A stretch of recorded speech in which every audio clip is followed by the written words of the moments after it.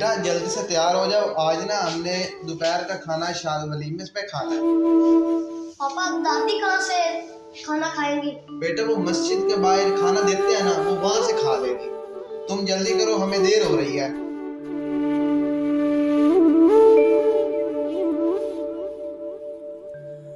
माँ आज का खाना ना आप मस्जिद के बाहर बैठ के खा लेना, मेरे दोस्त की शादी और मैं वहां पे जा रहा हूँ।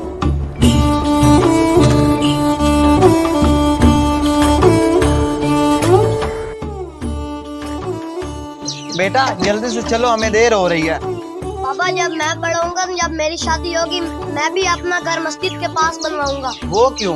जब मुझे कहीं काम जाना पड़े, आप मस्जिद से खाना खा लेना।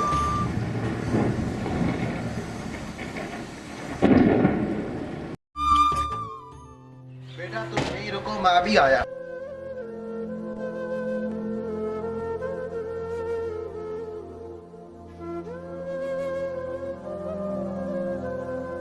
माँ मुझे माफ कर दो, मैं पैसे की लालच में अंधा हो गया, तो मुझे माँ की कदर का पता ही नहीं था।